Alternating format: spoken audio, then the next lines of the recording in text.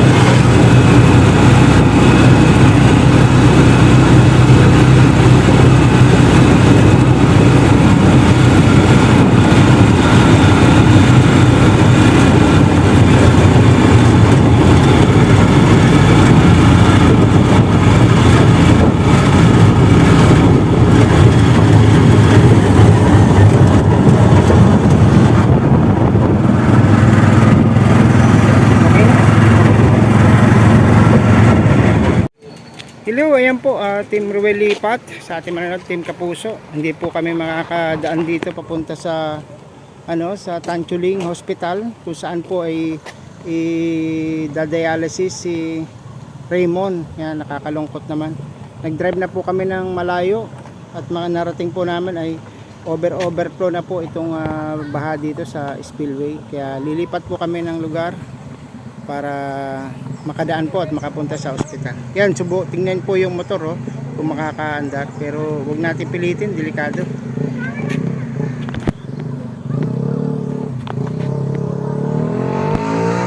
Ayan, so balik na lang po kami at hahanap kami ng ibang lugar na nadadaanan.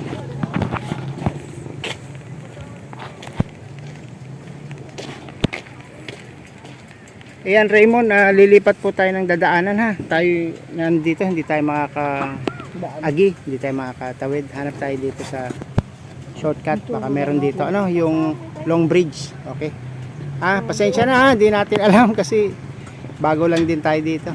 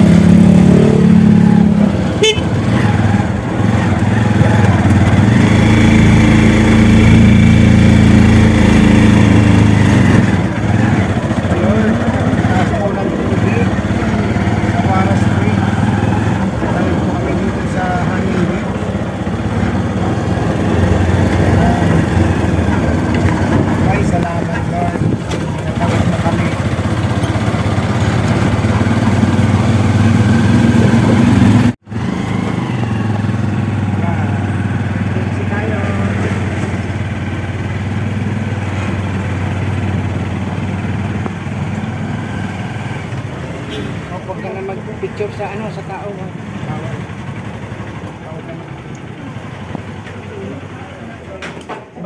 Magandang hapon po sa ating mga Team Lipat at sa mga nanonood. Lalo po kay Mrs. Luz Lipat, kay Ma'am Kate Lipat, kay Sir Roy. Kamusta po kayo? Nandito na po kami ni Raymond. Sinamahan po natin sa sa hospital para magpa-dialysis. Ngayon po ay sasamantalain ko na rin, ibibigay po natin pinapaabot ng isang anonymous. Meron po kasi tayong viewer na napanood po yung video ni Raymond na siya po ay nagkaroon ng stage 5 kidney disease na kailangan po ng continuous dialysis para po mag-improve yung kalagayan niya. So, shoutout din po sa ating mga team ng Team Relipat, ng admin, si Ma'am G. Franco Vlog, Ma'am Percy Official Channel, ang hindi po lingkod, si Dong Tigidong, Daily TV. Ito po ngayon at iabot natin sa kanya ang ating binibigay po ng anonymous from Team Relipat. Tanggapin mo po ito. Ngayon po, ito pong halaga na to ay may tama-tama lang pagkasihin or kung ano kung may tutulong sa iyo, pakipaliwanag po sa ating naman. Malaking tulong po itong binigay niyo sa akin. Meron na po kami kasi bago pupunta kami dito. Nag-dialysis ako at meron lang nagdadagdag sa pagpapistula. Ayun, pistula, ano po yung pistula? Yung Pagpapalipat. pagpapalipat po. Yun po, Sir Wen, si Raymond, medyo hina ng boses. Yun po yung kanyang pistula ay transfer ng butas sa leeg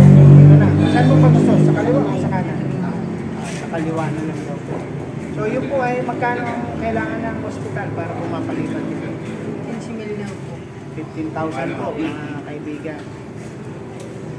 So, mas ano pa ngayon ang gagawin mong hakbang para mapuno yung kailangan ng pera?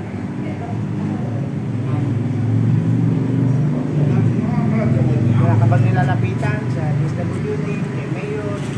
Lalakar pa nga lang po nila. Sige, tuloy-tuloy nyo yung paglakad na para, kumbaga ito ay pandagdag lang. Hindi naman po namin kaya punuan yung yung kailangan mo.